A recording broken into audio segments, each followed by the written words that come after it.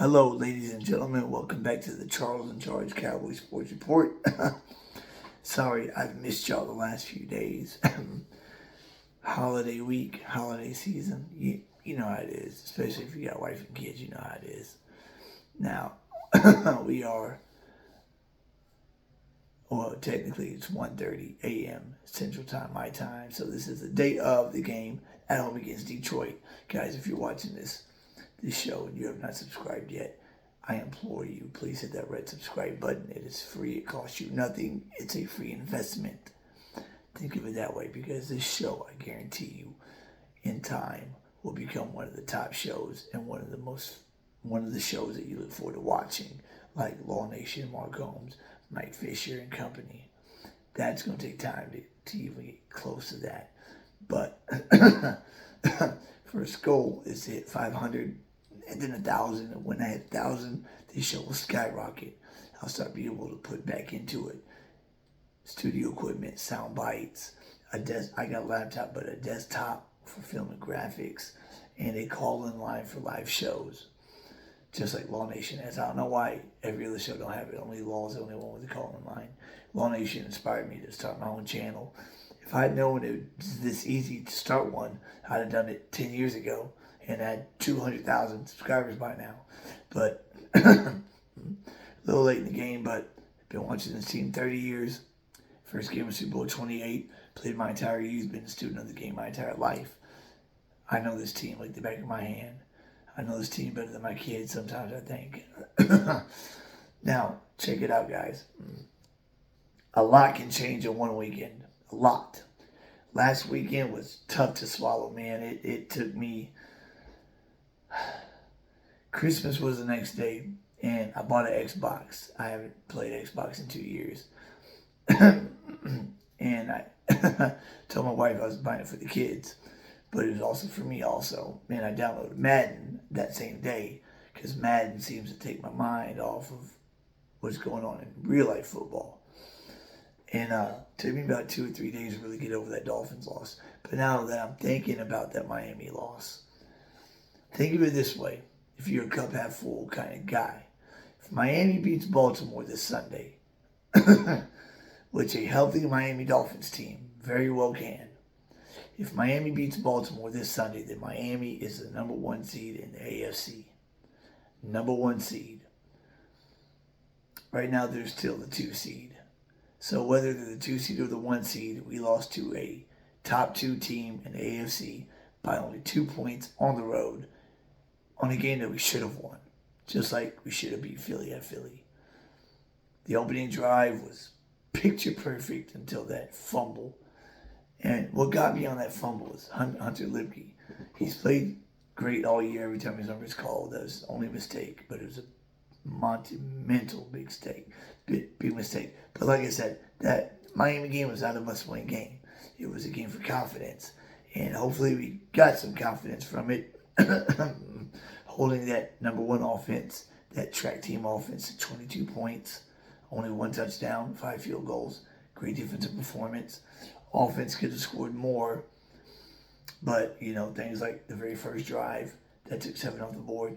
But what I didn't get was Hunter Lipke when he didn't, when the football's in your breadbasket and you have it. And when you don't have it. And whenever he went to go get the exchange from Dak and get the ball, he never had it, not even close. Yet he still kept running, and he ran into the end zone like it was going to be a touchdown. You would think whenever he felt the ball hit his arm and drop that he would have stopped and tried to jump on it. But if you look at the replay, he rumbles in the end zone like he still has a football. I didn't understand that. I mean, if you feel the ball drop, jump on the damn thing. 15 play, 8 minute. Just beautiful. Precision, passing, running. Having Tyron Smith out was a big one too. Chuma Edoga had some plays that I just do not understand. We all saw the play where number 51, David Long, looked like he was going to blitz. And Bradley Chubb was Edoga's assignment. And when the ball snaps, David Long takes a step forward, and Chumadoga looks at David Long, who's 4 yards back, and lets Bradley Chubb go unabated attack, full speed, and he's not slow. So hopefully Tyron Smith plays this tomorrow night, because Aiden, and we're not talking about Trevon Diggs Aiden, this Aiden here is a quarterback killer, and he will eat Chuma up for lunch, breakfast, and dinner. 4 easy keys of victory against Detroit. Everything can change this weekend, week 17, as we saw the Eagles at home barely get past the Giants, the lowly Giants. In the fourth quarter, it was 18-20, a 2-point game. Then the Eagles put a scoring drive together. It wound up being an 8-point win by Philly, a 1-score win. Why is my phone doing that? It's weird. All right, we're at home. We're playing Detroit. We are we're 10-5 now. They're 11-4. Score first. We need to score first. We're front runners. That's how we play ball. If we get ahead first, if we get the lead, then we can compound that lead and play our game. If we win the coin toss, elect to receive. At home, we are averaging 40 at home. 40 points at home we're averaging 19 on the road. We scored 20. Should have scored more, but on the road, weird things happen. Like, the Lipke fumble, crap like that. So if we win the toss, we want to receive. Now, if Detroit wins the toss and elects to receive, then our defense needs to go out and play like they did against Miami. Hankins is not going to play. He probably won't be back until the first playoff game. Which, okay, fine. If we beat Detroit, then let Hankins sit, another week. We want him to be 100% in January. He is our anchor nose tackle. Mozzie is not ready to fill that role yet. And, by the way, Sebastian Joseph Day, as y'all know, signed with the Niners. Jerry Stephen. The guy's a good run stuff and nose tackle. Why not rent him for the rest of the season? So he goes to the Niners, who have Eric Armstead, Javon Hargrave, and now him, Sebastian Joseph Day. That defensive line is monstrous. Score first, number 1. Number 2, defense, keep it up. Keep up that mojo y'all had last week going into this week. This week, we don't have to worry about Tyreek Hill and Jalen Waddle, that speed. By the way, on Miami's first drive out of their own end zone, that 57-yard pass to Waddle, that was Waddle's only catch of the game. Other than that, we shut them down. We shut down Miami's run game. They had 90 yards on the ground. Pretty impressive, being that Mostert has over 900 and that rookie has over 600. So, defense, keep playing. Micah, just quiet down, quit complaining, and you might start getting holding calls. It's been 9 straight games. Parsons has not drawn a holding call. And, you see it clear as day when you're watching the game, him being held. Sometimes by 2 guys at the same damn time. It is ridiculous. But just because he doesn't get a sack in a game doesn't mean he's not making a difference. He's making a huge difference. Him, if we didn't have him on defense, our defense would not be the same. Not even close. So, number 2, defense, keep it up. Play well against this Detroit offense. If Detroit is driving, bend but don't break, just like against Miami. If they're driving and get into our territory, give up 3, not the 7. That's big. Number 3, keep the home field advantage going. Last time we lost at home was week 1 of last year against Tampa Bay, 19-3, when Dak broke his thumb. We have not lost a home game since, and we're averaging 40 a game since then. No, actually, this season. At home. This is our last regular season home game. And it's the Jimmy Johnson Ring of Honor induction. So hopefully that gets some juices flowing too. So that goes hand in hand, scoring first, playing at home. If we get the first points, I know Detroit has a pretty good defense. It's not a great defense. They have, Chauncey Gardner-Johnson at free safety. Their cornerbacks I'm not too familiar with. I know they have a good pass rusher in Hutchinson. But they're more of an offensive team. They have a really good offensive line. But keep the home advantage going. Home field advantage going. Offense, do your thing. Score. Offense. I would love for us to put up 42 points against this Detroit team. And beat them like 42-17. Something like that. Something convincing. And number 4, get CeeDee Lamb involved early and the whole damn game. Not just the first quarter and the fourth quarter. I mean, Lamb got us right back into the game in the first quarter. Once we blew the first drive, Miami got the field goal. We hit Lamb for a first down. They hit him for a touchdown. Catch and run. Makes his moves, gets in the end zone.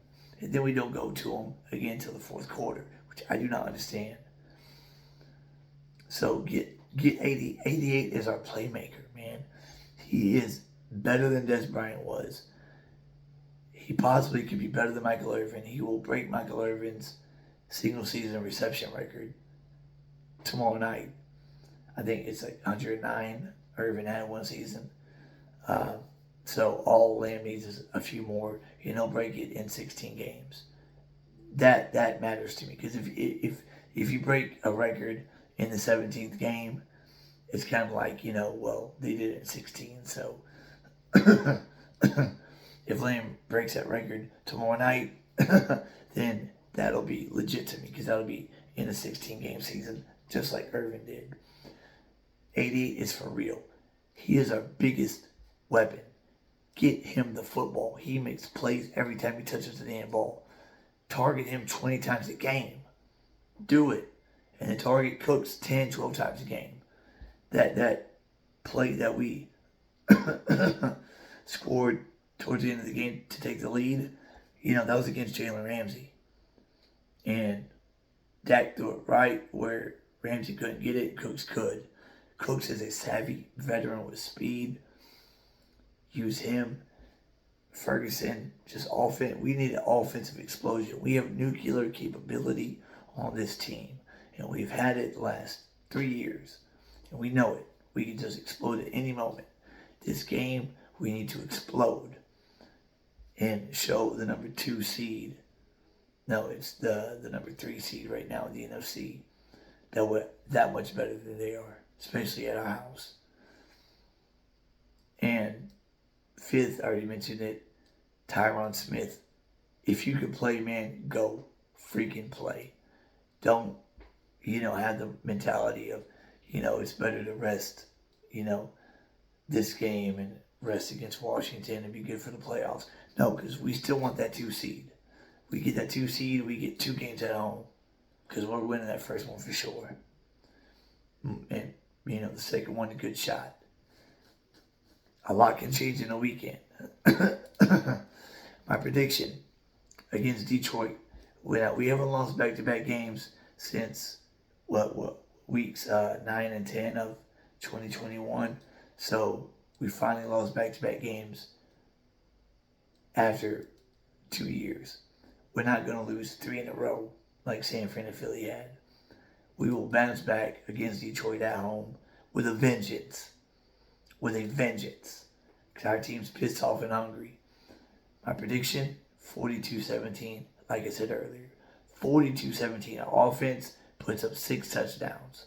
And our defense holds that Detroit offense at bay. And Jared Goff at bay. And Micah gets to Goff at least once. but hopefully 2 or 3 times. Hopefully Micah eats and has a big Saturday night on ESPN. And then Sunday, Philly plays Arizona. You know, Kyler Murray, Hollywood Brown, James Conner. Arizona runs the ball very well. Philly cannot stop the run. Philly barely slipped by the Giants at home. Now a non-divisional opponent's coming in, Arizona, and they want to win. They want to win. They want to play spoiler. And so do the Giants week 18. So I would not be surprised in the least if Arizona upsets Philly. But first, we got to take care of our business tomorrow night at home, of all places. Make it, 16 straight, and the record's 18. Franchise record of home wins in a row is 18. That was 1979 through 1981 under the man in the hat, Tom Landry. Make it 16 in a row, make it a convincing win over Detroit to let them know that we are head and shoulders better than them. Because I know we lost, but we are a better team than the Dolphins are. We are. We shot ourselves in the foot at the wrong time, too many times, and you can't overcome that. Especially that first drive. If we just, it wasn't at the 1 yard line. It was at the quarter yard line, and I don't know why they just don't sneak it with Dak. Philly would have just had Hurts do the tush push. Dak's a big guy, just let him sneak it behind Tyler Smith and Zach Martin. He'll get in. That's simple, so simple. Whenever you do a handoff to a UDFA fullback, a lot can go wrong, as we saw. And another thing that kind of pissed me off about that, the play before the fumble, when Pollard got handled by a free safety that's 10 pounds lighter than he is, got spun around. If that was Zeke would have broke that dude's arm getting in there, getting into the end zone, that banger back. That's why he knew he was going to take a pay cut. I had no problem paying him $5-6 million. No problem at all, because he was worth it. We don't have a hammer, and he would have been our hammer this season. And that possibly could have wound up turning one of our losses into a victory. Zeke is not playing bad this season, and he still has juice in the tank. And they were a great 1-2 punch for us last year. The hammer and the lightning rod. Now, TB could have been running back 1. That's fine. And Zeke running back number 2.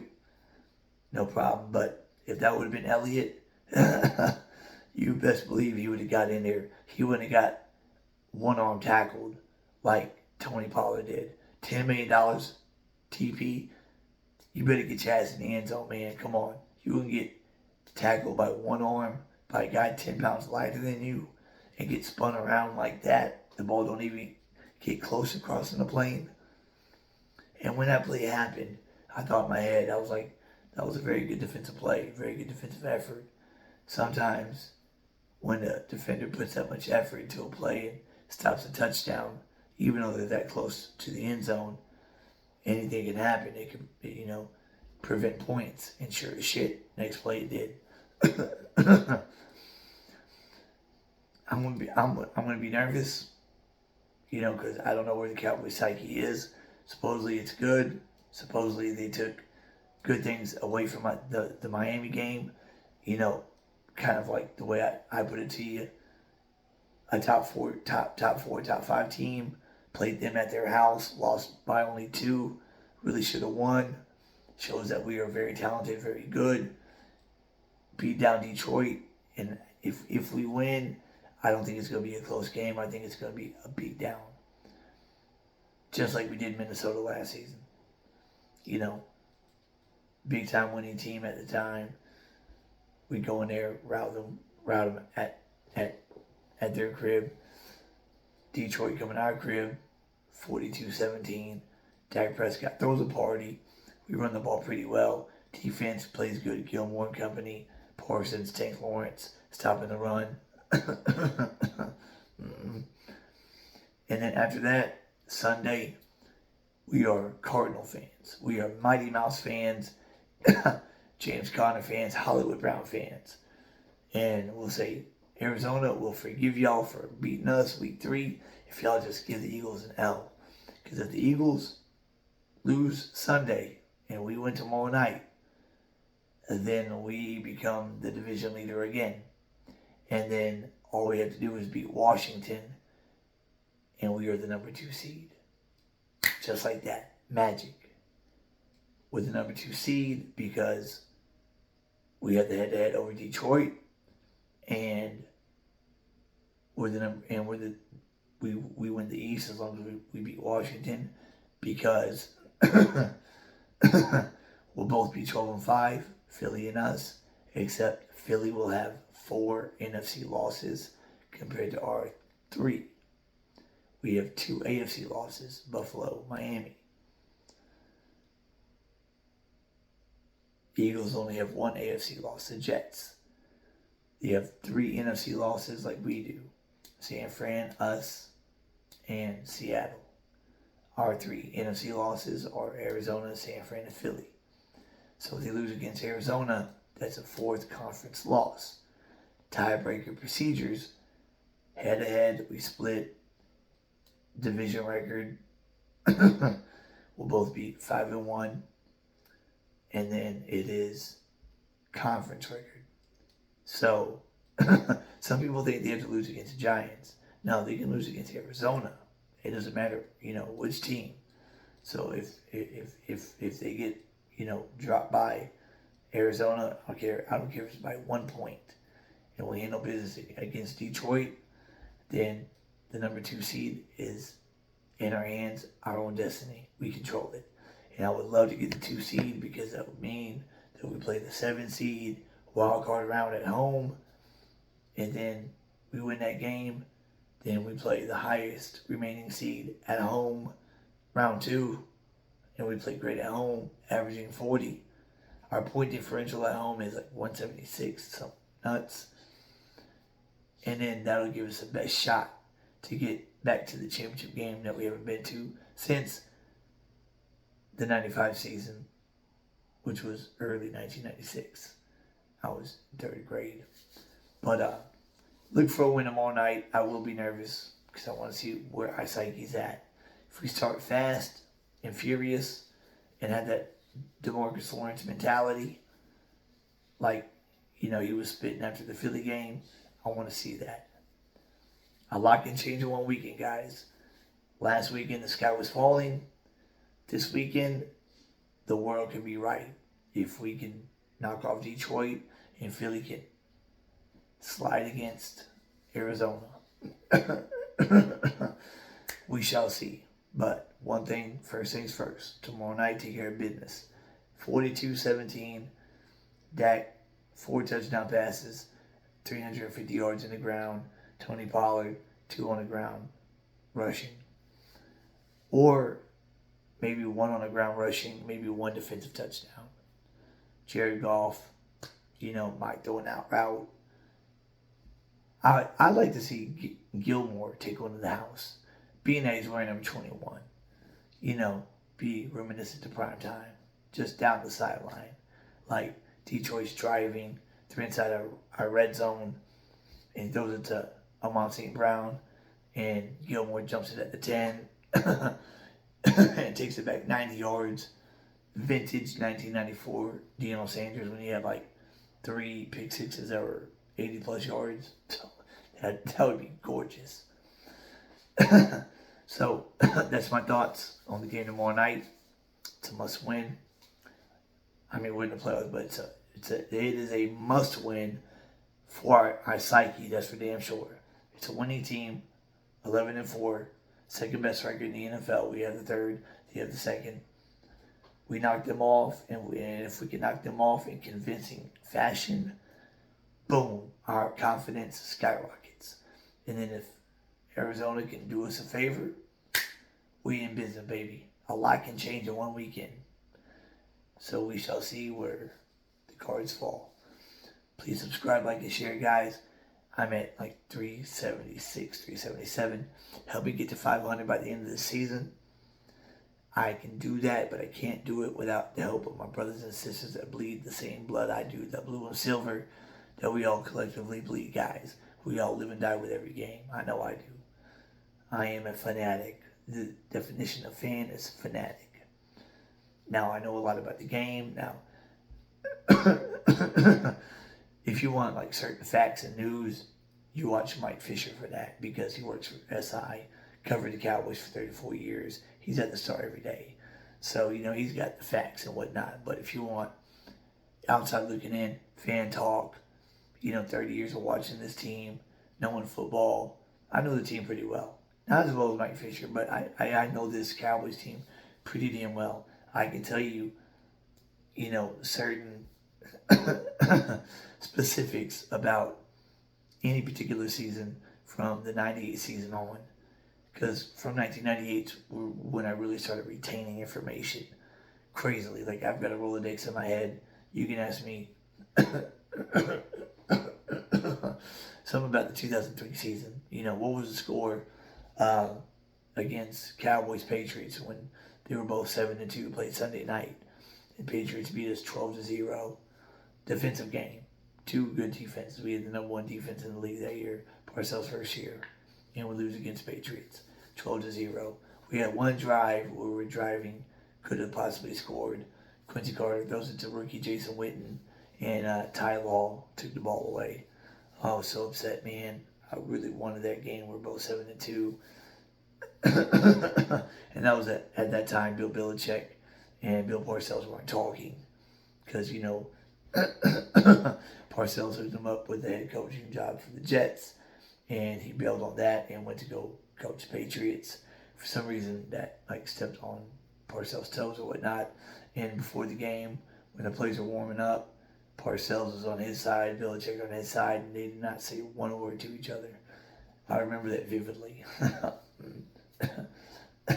Or you can ask me about the 98 season.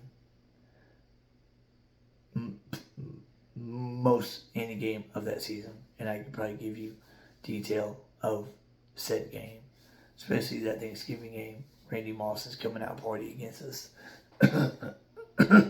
Ruined my Thanksgiving that year in 1998. But tomorrow night, dominate Detroit, and then go Arizona, go Sunday, guys. That's it for this episode. I will catch y'all tomorrow before the game.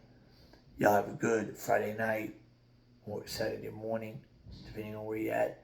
Charles in Charge is out. Please subscribe, like, and share. I cannot reiterate that enough, guys. This show will be very good. I can promise you that. Subscribe, like, and share, guys. I'll catch y'all guys tomorrow. Charles in Charge is out.